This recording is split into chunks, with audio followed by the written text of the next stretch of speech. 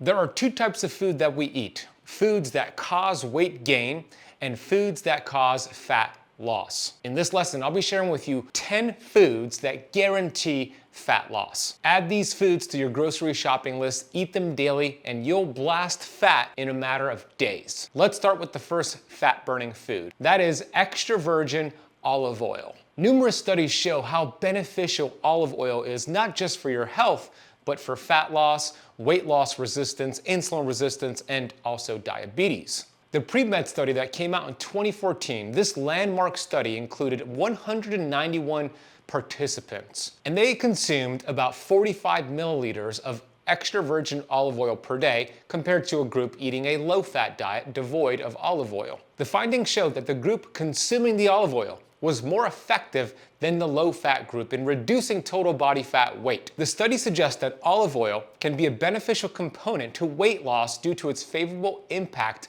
on metabolism and fat oxidation, which is fat burning. Another study, which was a randomized control study in 2017, looked at obese adult women with excess body fat who were put on an energy-restricted diet with either extra virgin olive oil or soybean oil. The results indicated that the group consuming the extra virgin olive oil had 80% higher fat loss than the control group. Another study done on obesity patients, which was a 2015 study, looked at the effects of extra virgin olive oil compared to a low-fat diet in preventing obesity. The study concluded that the diet that was high in olive oil was more effective at reducing body weight and overall metabolic function. And it's not just the fat loss benefits you get from the right olive oil, it's also anti-cancer. A systematic review and meta-analysis done by PLOS-ONE in 2020 was a comprehensive study looking at 45 individual studies to investigate the association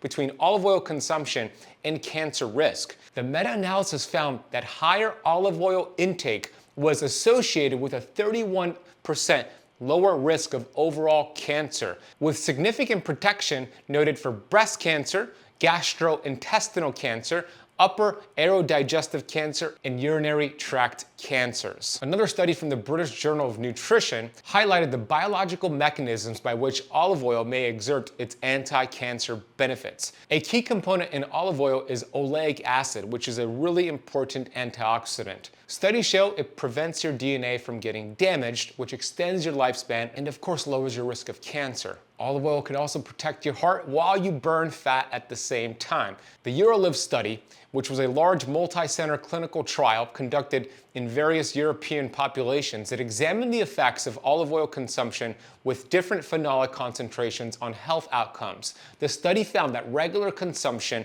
of olive oil increased HDL cholesterol, which is called the good cholesterol. It's a lipoprotein, kind of like the janitorial system of your arteries to clean out the junk. It also showed decreased total cholesterol and decreased oxidative stress markers and lower triglyceride levels. All of this is important for reducing risk of heart disease.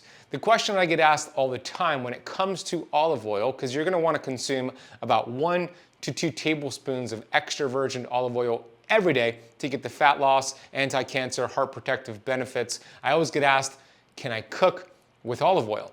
There are some myths out there regarding cooking with olive oil. And one of the things that people talk about is the smoke point. But there's so much more than just looking at the smoke point of a fat or an oil to know if you should cook with it. There was a groundbreaking study done in New Zealand that really unpacked the truth here. Let's look into the study. This study tested 8 of the most popular cooking oils, which included extra virgin olive oil, olive oil, sunflower oil, peanut oil, coconut oil, avocado oil, grapeseed oil, rice bran oil, and canola oil. That's actually 10 oils they tested. And they did 2 trials. One trial was gradually heating the oil, all 10 of these oils, to about 464 degrees Fahrenheit, which is 240 degrees Celsius. They also did a second trial, deep frying each oil at 356 degrees Fahrenheit, which is 180 degrees Celsius for 6 hours. They looked at smoke point, and that was actually irrelevant in the study because the 2 most important metrics they also looked at was oxidative stability, meaning the more stable a fat, the more heat it could take and remain intact and have its benefits. And according to the oxidative stability, as you can see on this graph here, and I'll explain it for those listening on the Metabolic Freedom podcast, coconut oil had the best oxidative stability, followed by peanut oil. Third was extra virgin olive oil. Then fourth was virgin olive oil, followed by regular olive oil. The worst oil in terms of stability was canola, rice bran, sunflower, and grapeseed oil. But arguably, the most important metric they tested to see how healthy a oil is for cooking was something called polar compounds. The more polar compounds an oil produces after heat, the more inflammatory it can become, meaning it could raise inflammation and cause weight gain. And interesting from this study is that the oil that produced the least amount of these harmful polar compounds was extra virgin olive oil. You can see on the graph here, it scored the lowest amount of these polar compounds, even at high temperatures, even though olive oil has a lower smoke point. And you can see the worst oils on here. The number one worst one was grapeseed oil, followed by canola, and then rice bran, and then peanut oil. The reason why you can cook with a high quality extra virgin olive oil is that, yes, it does have a lower smoke point, but it's so rich in antioxidants and polyphenols like the oleic acid and other ones we didn't mention that it protects it from getting damage. So when you're getting your olive oil, you want to make sure you get the right kind. Unfortunately, most olive oil that sits on the shelf at your grocery store, it turns rancid over time because it could be cut with the seed oil or it could be sitting on the shelf for a very long time. So you want to kind of reach towards the back of that shelf at the grocery store and get the oils that are more in the dark shelf that are not exposed to light. You also want to make sure it's in a dark glass bottle. It's 100% organic extra virgin olive oil, and even better, if you could find a company that produces the first harvest press, oh, you're gonna get amazing benefits. And here's how you know if your olive oil is good or not. If you have olive oil in your pantry right now, go to your pantry and grab it, pour a tablespoon into a shot glass and take a shot of it. Then pay attention to what happens next. If it goes down smooth, then that's a red flag that it is not a high quality olive oil. What you want to see and notice is that it burns your throat, maybe makes your tongue a little fuzzy, and even better, makes you cough. If it burns and makes you cough, that's a sign of a high quality olive oil that's loaded with antioxidants and polyphenols and all the amazing factors we want in an olive oil to help you burn fat. Personally, I've been using the Fresh Pressed Olive Oil Club. They are hands down the best tasting, cleanest, best olive oil I've ever found. I use it to cook with. I put it in my salad dressings and dips. It burns your throat, makes your tongue fuzzy, could make you cough. They are fantastic. They're also first harvest pressed, which ensures even more antioxidants. And you could actually get a $39 bottle of the Fresh Pressed Olive Oil Club for just $1 over at ketocampoliveoil.com. I'll put that link down below, and I will also put all the studies I reference in today's lesson in the notes down below as well. The second fat-burning food is eggs with the yolk. Research suggests that whole egg consumption, including the yolk, may provide beneficial effects on insulin sensitivity, particularly in individuals with metabolic syndrome or with type 2 diabetes. And typically, when you have extra weight on your body, you have insulin insensitivity, which is called insulin resistance, and probably prediabetes or full-on diabetes. In this 12-week randomized controlled trial, participants consumed only 2 eggs per day, and it showed improvements in insulin sensitivity. The study also found that fasting glucose levels and insulin resistance significantly decreased in the group consuming eggs compared to the group that did not consume the 2 eggs per day. This is very important because what blocks you from burning body fat is insulin. And when you consume high quality eggs with the yolk, you could actually lower insulin, make insulin more sensitive, and allow your body to be in a fat-burning state. Another study showed that consuming 3 whole eggs per day as part of a low carbohydrate diet led to improvements in lipoprotein profiles, which is your cholesterol profile, and greater reductions in insulin resistance compared to the yolk-free egg substitute. So you want to get at least 3 eggs per day to get these benefits, and how you cook the eggs and where you get the eggs from is also important, so let's discuss that. The best way to cook your eggs is with a soft scramble, poaching it, or with soft-boiled eggs. You don't want to eat an egg that's overly cooked, like hard-boiled eggs or a regular scrambled egg. The more heat that an egg is exposed to, the more it is cooked, essentially, the more nutrients that is lost, the more nutrients that become lost. So you will retain the protein quality when you undercook your eggs, meaning you don't overcook them. It prevents it from getting denatured, and it increases the bioavailability of the nutrients in that egg. When you don't overcook your eggs, it maintains its healthy fats, which has a ton of omega-3 anti-inflammatory fats. It has a ton of antioxidants like lutein and zeaxanthin, and that's also preserved when you cook eggs the right way, and it minimizes the oxidation of that cholesterol, which is a bad thing. When you hear eggs cause heart disease, that's not true, but overcooking eggs and getting the wrong source of eggs and oxidizing that fat can be an issue. Not all eggs are created equal. We see marketing terms out there and there's a lot of confusion about cage-free, free range, and I want to help you cut through that noise. Avoid those marketing terms, cage-free and free range. While cage-free and free range sound good, they don't really guarantee that chickens had significant time outdoors or the healthiest conditions, and these terms can be misleading. So prioritize instead the terms pasture-raised and organic. Pasture-raised eggs come from chickens that are allowed to roam outdoors and eat a natural diet, which include grass and insects. They get plenty of sunlight. These eggs tend to be higher in omega-3 fatty acids, vitamin D, and antioxidants like lutein and zeaxanthin. You could also check for organic certification. Organic eggs come from chickens that are fed organic, non-GMO feed and are raised without any antibiotics or hormones. The brand I personally use at the grocery store is Vital Farms Organic Pastured Eggs. You should be able to find that at most grocery stores. The best option is to buy your eggs from a local farmer. We always want to support local farmers. The third fat-burning food is avocados. One of the key human studies done on avocado consumption and insulin resistance and fat loss was a 12-week randomized control study, and it was a trial that examined the effects of daily avocado intake on cardiometabolic risk factors. The study involved overweight or obese adults with insulin resistance and found that regular consumption of avocado improved markers of insulin sensitivity, which again is important for fat loss. Avocados are rich in oleic acid, which is one of the primary fats found in avocados. It's a monounsaturated fat that helps lower inflammation, also markers of inflammation like C-reactive protein and interleukin-6. That's important for fat loss because inflammation blocks your fat-burning hormones from doing its job. So by lowering inflammation, by consuming high-quality foods like avocados, you allow fat burning to take place.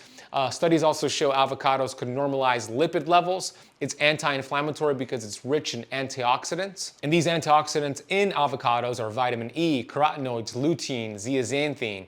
These antioxidants lower inflammation and oxidative stress inside of your body. Avocados also contain phytosterols, which have anti-inflammatory properties. These compounds help to lower the inflammatory response in the body, contributing to overall better joint health, cardiovascular, and metabolic health. You also can get a glutathione production with avocados. It helps to boost your glutathione levels, which is a very important antioxidant for your mitochondria, which helps with fat loss and energy production. So you want to aim to get about an avocado per day. Avocados are also loaded with phytosterols, which is great for inflammation, loaded with B vitamins, which is great for stress, and also loaded with potassium. We hear about potassium as one of the most important electrolytes out there, and it is true. It's very important for your body, and people think of bananas as having a lot of potassium, and it has some, but a Hass avocado has 2 times the potassium than a banana. A Hass avocado has about 800 milligrams of potassium without the sugar found in the banana. So get about half to a full Hass avocado every day to burn fat and get all these benefits. The fourth fat-burning food is wild-caught salmon. Several human studies have examined the effects of salmon consumption on insulin resistance. Again, when you're insulin resistant, you have trouble burning fat. So if we could eat something like salmon to create insulin sensitivity, that'll be a game changer for fat loss. One key study observed the regular consumption of fatty fish like salmon, and they saw reduced lipid markers related to inflammation, improved insulin signaling in individuals with coronary heart disease, and over the course of just 8 weeks, participants who consumed salmon showed a decrease in harmful lipids and lowered insulin levels, again, which is key for burning fat. Salmon is loaded with omega-3 fatty acids, particularly EPA and DHA. These are essential fatty acids that play a crucial role in brain health,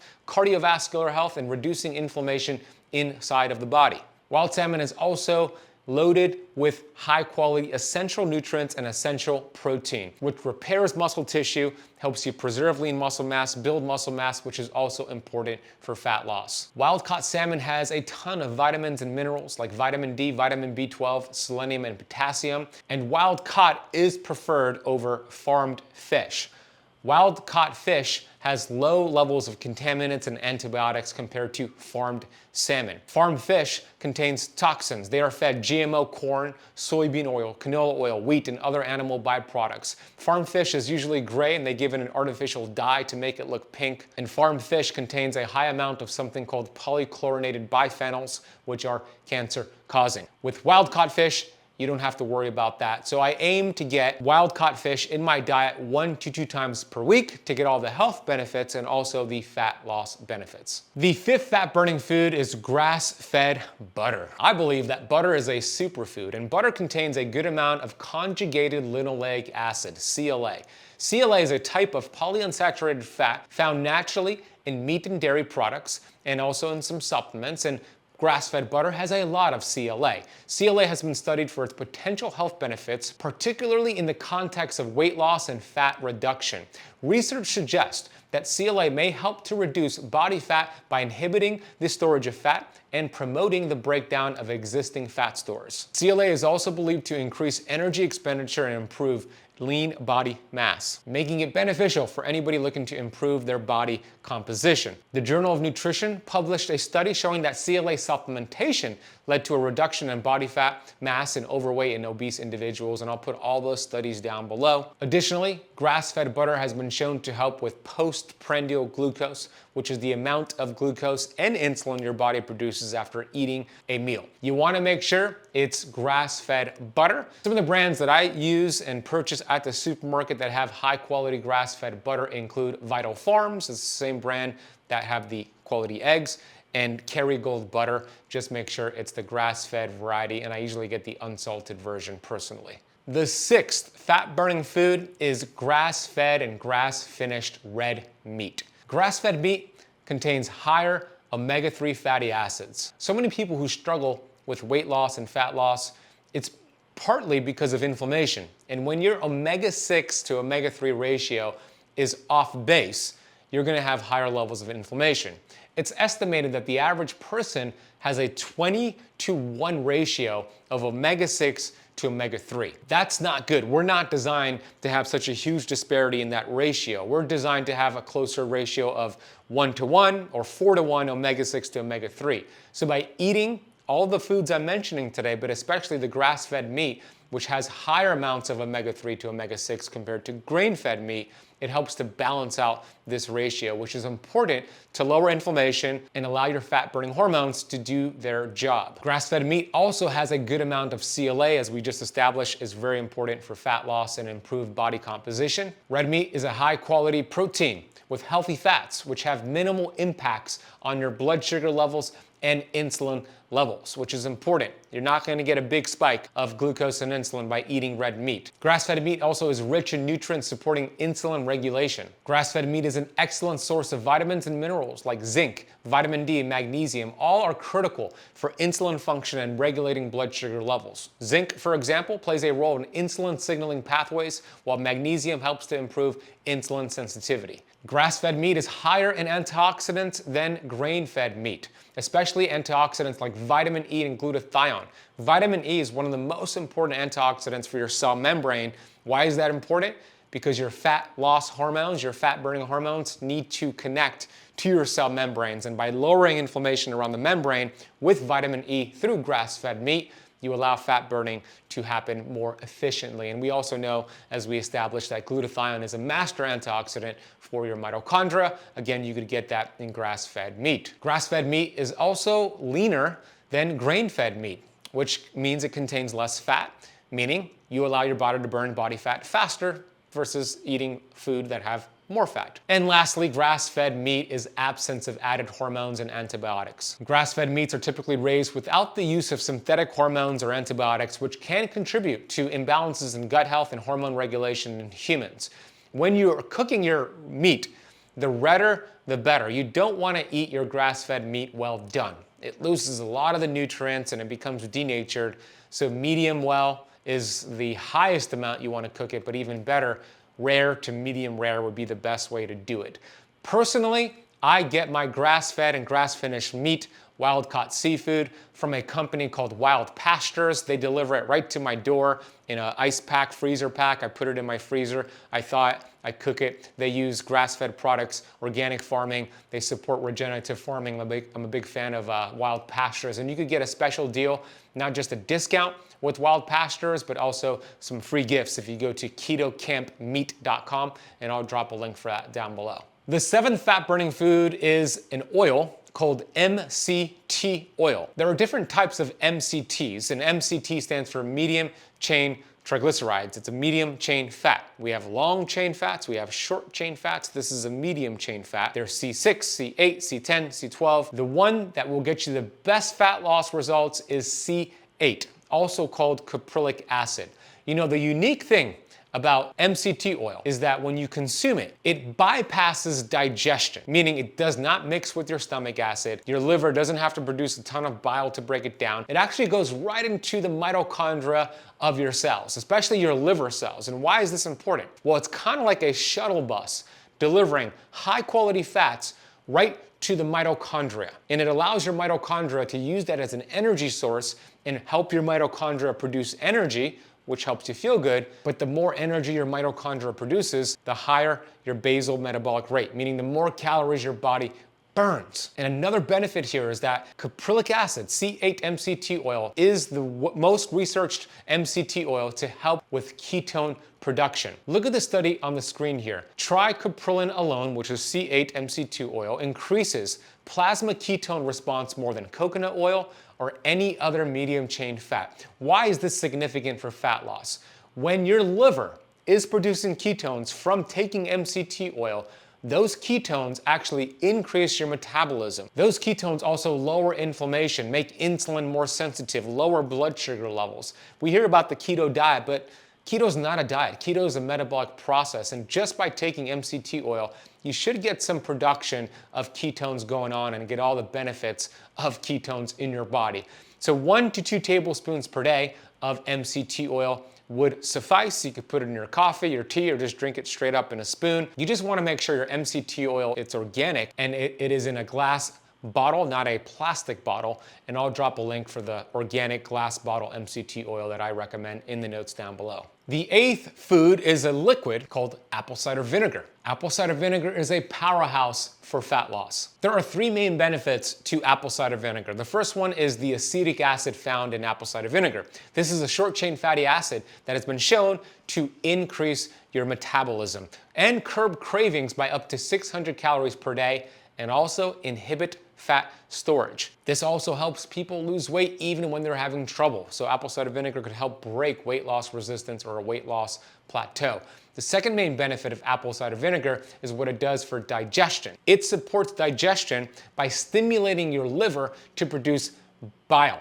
That bile breaks down the fatty acids in your food, your metabolism uses it for energy, you burn fat, you feel good. It could also help restore acidity in your gut, which helps with digestive issues like heartburn, aid in protein digestion, and also help with bile enzyme release to break down protein and fat. And apple cider vinegar is great for blood sugar and insulin level stabilization. It's been shown in numerous studies to mitigate blood sugar spikes in people with normal blood sugar levels, those that are pre-diabetics, and even full-on diabetics. So the 3 best times to have your apple cider vinegar for fat loss and all the other benefits we spoke about is 15 to 20 minutes before your next meal. This study from the Diabetes Journal showed apple cider vinegar improved insulin sensitivity after a high-carb meal by 34%. 4%. Another great time to have it is after your meal. It can do wonders for gas and bloating and also acid reflux. And then you also want to have it first thing in the morning. There are different ways to consume apple cider vinegar. You can find apple cider vinegar liquid in a glass bottle. Make sure it's organic. There also is apple cider vinegar gummies, which I do not recommend because they do not have enough apple cider vinegar to get the benefits we're talking about here, but also they're usually loaded with sugar and artificial sweeteners and preservatives. And then there are supplements like capsules, and that's what I personally do. I'll take 3 capsules of Paleo Valley's apple cider vinegar complex at those times I mentioned to get all those benefits. And we actually have a link and a 15% off code down below in the notes for you. Just one more quick note here on apple cider vinegar. If you're drinking the liquid, dilute it with water so you don't burn your throat, and drink it through a straw so you don't mess up your teeth. So just that's a quick tip for anybody drinking the liquid apple cider vinegar. And you want to get about 1 to 2 tablespoons of apple cider vinegar with water at those times that I mentioned. The 9th food is capsaicin. And capsaicin is actually the active compound found in chili peppers. We know that chili peppers is great for the metabolism. It's known as a metabolic booster. And it does this because of its thermogenic properties, which has potential benefits for fat loss. Capsaicin works by activating the transient receptor potential venoid 1, which is called TRPV1, which is a receptor that increases the body's heat production and energy expenditure. This thermogenic effect can enhance fat oxidation, which is fat burning, and boost metabolism. Studies have demonstrated that capsaicin can significantly reduce abdominal fat and overall body fat by increasing calorie burn and promoting the breakdown of fat. Additionally, capsaicin has been shown to suppress appetite, leading to reduced caloric intake overall and supporting your weight loss efforts. And one of my favorite studies that showed this was the European Journal of Nutrition, which highlighted that capsaicin intake increased thermogenesis and fat oxidation,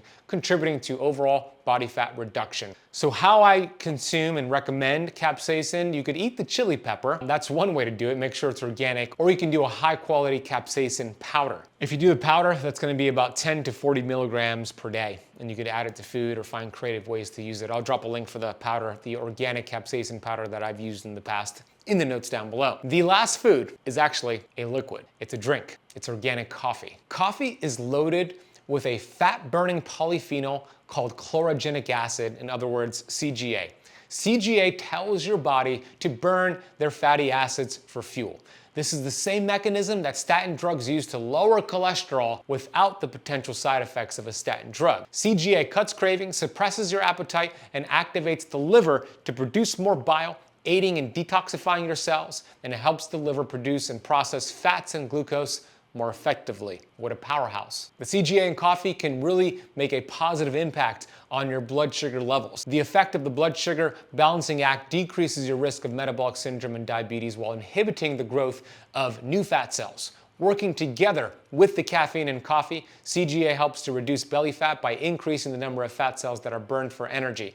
It even works while you're sleeping. Studies suggest that CGA reduces belly fat in overweight adults, including this randomized double-blind controlled trial that I'll link down below. CGA has been associated with antioxidant, antiviral, antibacterial, anti-cancer, and anti-inflammatory activity, and others that reduce the risk of cardiovascular diseases, type 2 diabetes, and Alzheimer's disease. When digging into the research on coffee and CGA, I was just blown away. Here are some of the things I found. That coffee, CGA in coffee, high quality coffee, can prevent cardiovascular disease. The study showed that consuming high CGA coffee may improve postprandial blood flow and endothelial function, meaning chlorogenic acid may reduce some of the risk factors for cardiovascular disease and atherosclerosis. CGA also showed a reduction in inflammation. Studies said CGA may help to lower levels of inflammation over the long term, prevent chronic disease. It also improves glucose regulation. We know that's important for fat loss, so having a diet rich in CGA, like from coffee, can regulate blood sugar levels, which is beneficial for losing weight and reducing the risk of diabetes. CGA also helps with blood pressure. This study showed that chlorogenic acid may benefit a person's blood pressure by causing a statistically moderate reduction in diastolic and systolic blood pressure during the ingestion period. But here's an important thing when it comes to coffee. It needs to be the right coffee beans. Medium roast or light roast would be the best, which means it has a lot of CGA. Once the beans are roasted beyond medium, they've lost about 75% of their fat-blasting polyphenol CGA. You also want to make sure the coffee is organic, even better, grown in high altitudes, which makes them have even more antioxidants and polyphenols. And you also want to make sure you're buying it from a company that tests for contaminants like heavy metals and pesticides and mold. Coffee is loaded with that. So you won't get these benefits going to Starbucks or Dunkin' Donuts. You gotta make sure it's an organic, medium roast. Personally, I drink Purity coffee. I had some this morning. They're organic, they have a medium roast. It's grown in high altitude. It's the best coffee that I've ever had. If you go to ketocampcoffee.com, you can check them out and use the coupon code KETOCAMP for 15% off your Purity coffee beans. Now let's get to some of the questions you submitted on this topic, which is the first question. What are the worst foods that contribute to weight gain? Yeah, that's important too, because it's not just a matter of eating fat-burning foods, it's also a matter of removing fat-gaining foods, essentially.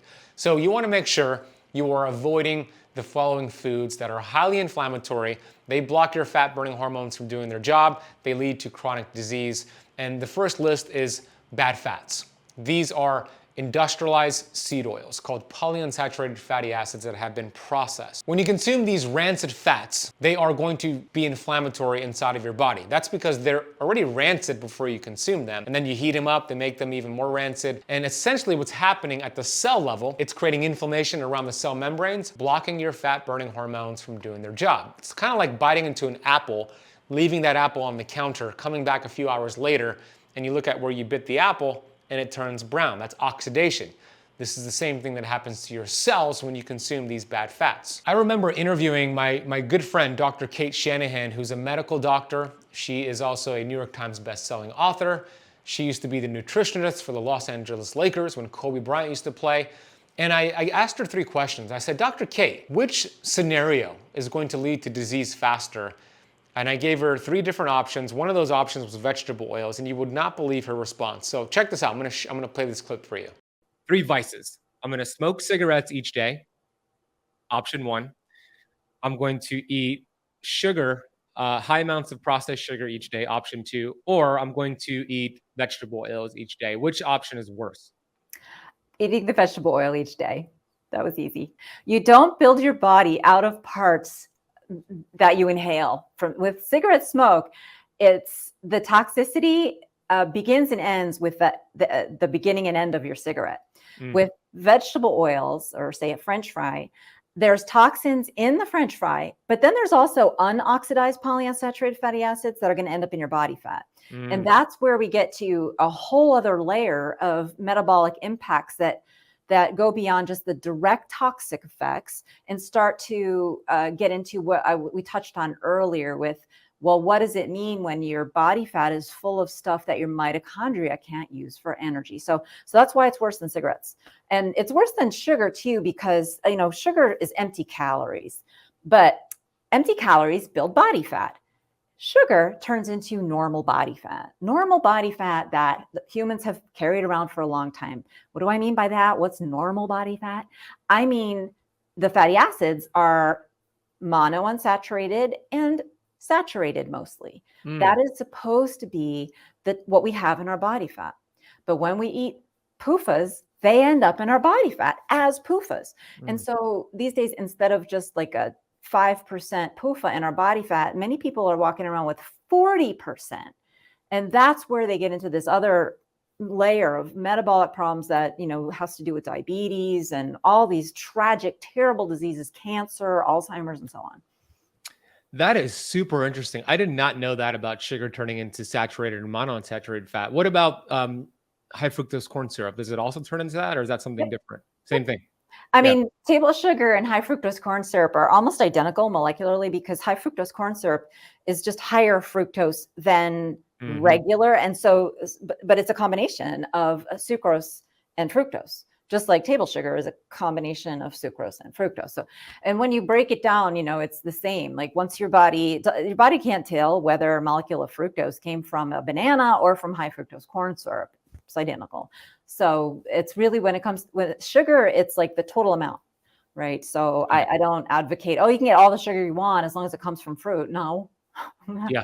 Dr. Kay Shanahan is absolutely correct. The reason why these vegetable oils are worse than sugar and smoking is because they stay in your body for a very long time. The half-life is about 680 days. That means if you stopped eating them today, about 680 days later, half of these fats will still be in your body fat, creating havoc, creating inflammation. Dr. Martin Grutfeld had a recent study showing that a 5-ounce serving of French fries cooked in vegetable oil produce the same amount of aldehydes as 20 to 25 tobacco cigarettes.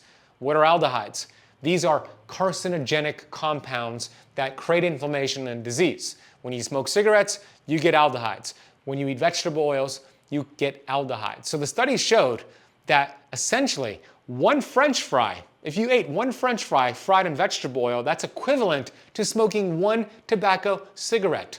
That is insane. So allow me to give you a list of these bad fats so you can avoid them, because they will sabotage your results here. But you know what? Before I even give you that list, I need to drill this point even further. If you just watched how, for example, canola oil, which is one of these bad fats, these vegetable oils, if you just see how it's processed, how it's created, you're gonna see how disgusting the process is. I don't know if you ever saw the process.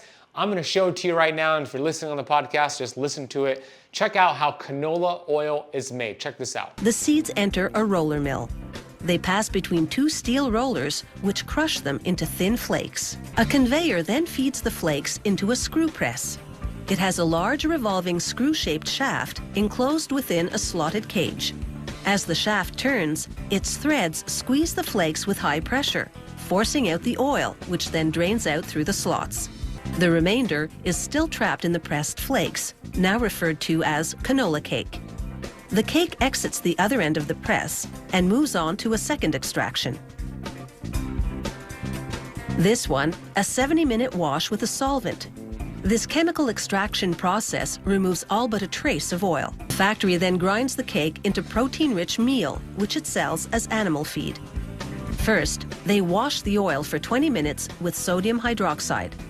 During this wash cycle, they spin the oil at high speed so that the centrifugal force separates the natural impurities, which the factory later sells to soap manufacturers. After this cleaning process, the canola oil is visibly clearer. However, it still contains natural waxes, which make it look cloudy. So the next step is to cool the oil to 5 degrees Celsius. This thickens those waxes so they can be filtered out. The waxes don't go to waste either. The factory uses them to produce vegetable shortening. In the factory's lab, technicians recreate production on a small scale to ensure performance and quality. Meanwhile, back in the factory, after washing and filtering the oil, they bleach it to lighten the color, then use a steam injection heating process to remove the canola odor. The oil is now fully refined and ready for bottling. That is disgusting, isn't it? Yeah, that's awful, and people are eating that. And these vegetable oils, by the way, are in 80% of our food supply. So here's a list of the ones you want to avoid. Canola oil, called rapeseed oil in the UK. Corn oil, cottonseed oil, soybean oil, safflower oil, sunflower oil, rice bran oil, grapeseed oil, and refined peanut oil. Avoid these as much as possible. When I go to restaurants, I tell the server at the restaurant that I'm allergic to these oils. Why do I say that? Because 95% plus of restaurants use these oils, even healthy restaurants. And if you go to the Whole Foods supermarket, that hot food bar is loaded with these bad fats. They're everywhere. So I tell them I'm allergic. Actually, I show them my seed oil allergy card, which shows the bad fats you're allergic to and the healthier swaps, and they accommodate. It works like a charm. You don't want to take the hit because that's a lot of years those fats stay in your body. You could get this seed oil card for free over at seedoilcard.com. It's my gift to you. But there's a second food you want to avoid. It's actually an ingredient called high fructose corn syrup. If you consume high fructose corn syrup, it will create inflammation, fatty liver disease, and weight gain. We've all heard of the mitochondria within your cells. It's the battery pack that is within all of your cells. It's responsible for fat loss and other important functions as well. And high fructose corn syrup is poison to your mitochondria. When you have healthy mitochondria, it produces a good amount of ATP, which is energy. Where you produce energy, you burn fat, and feel good. When you're consuming high fructose corn syrup, you have unhealthy mitochondria, which lowers energy production, lowers your metabolism, and leads to weight gain. High fructose corn syrup does not trigger the same feelings of fullness as other nutrients, leading to increased food intake. This lack of satiety can cause individuals to eat more than necessary, contributing to weight gain. High fructose corn syrup can lead to insulin resistance, a condition which we established where your body's cells become less responsive to insulin, leading to more fat storage. Fructose, which is a major component in high fructose corn syrup, is primarily metabolized by the liver. About 90% of fructose is metabolized by your liver. Excess fructose consumption can lead to a conversion of fructose into fat, contributing to liver fat accumulation and overall body fat. High fructose corn syrup can disrupt normal metabolic processes, leading to issues like metabolic syndrome, which include a cluster of conditions like increased blood pressure, high blood sugar levels, excess body fat around the waist, and abnormal cholesterol levels. High fructose corn syrup will lead to higher levels of triglycerides in the blood, which is a type of fat. Elevated levels of triglycerides will promote fat storage, weight gain, especially belly fat. And lastly, on high fructose corn syrup, it can lead to oxidative stress and inflammation in the body. And we know chronic inflammation is linked to obesity, and it will hinder your fat loss efforts. So make sure you're not consuming the seed oils or the high fructose corn syrup, and then add those 10 fat burning foods, and you're gonna melt fat off your body quickly. Next question is this: are there any other tips, any other things I can do to accelerate fat loss? Yeah, you can. Here's a free tip. Get at least 8,000 steps per day through walking. Walking, I believe, is the king of fat loss, the king, the queen, and everything in between. If you're not getting at least 8,000 steps per day, it's gonna be really difficult to burn stubborn fat and to get lean. It's not just about the weight loss though, it's about overall health, longevity, and anti-aging with walking. Check out this recent meta-analysis published by the European Society of Cardiology and the University of Massachusetts Amherst. They highlighted the significant health benefits of walking between 5,000 to 7,000 steps per day. The study, which analyzed data from 15 studies involving nearly 50,000 participants, found that walking at least 7,000 steps per day reduced the risk of all-cause mortality by 50 to 70% compared to those who walked fewer steps. So your goal here is to get at least 8,000 steps per day and to walk at the right time. The best time to go for a walk is after your meals. Here's why. When you eat a meal, it will raise your blood sugar levels. The higher your blood sugar levels go after eating a meal, the more insulin is required by your pancreas to be pumped out, and the more fat you're storing. This is measured through postprandial glucose. Postprandial means after eating. The higher your blood sugar, the more fat you store. With walking after a meal, it's one of the best ways to blunt that postprandial glucose response. By going for a 30-minute walk after a meal, it's one of the best ways to blunt that blood sugar spike after eating, meaning less insulin required, going right back into a fat-burning state. And this is not hypothesis. Numerous studies show this. One of my favorite studies is this one. It's called The Effects of Postprandial Walking on the Glucose Response After Meals with Different Characteristics. Here's the results of this study. Postprandial brisk walking substantially reduced the glucose peak in both studies, with no significant differences across conditions. When evaluating the glycemic response throughout the 2 hours post-meal, postprandial walking was more effective after consuming a low carbohydrate meal, a mixed carbohydrate meal, and even a high carbohydrate meal. It said although higher glucose levels were observed with a higher glucose carbohydrate meal, our findings show that a 30-minute brisk walk improved glycemic responses after meal.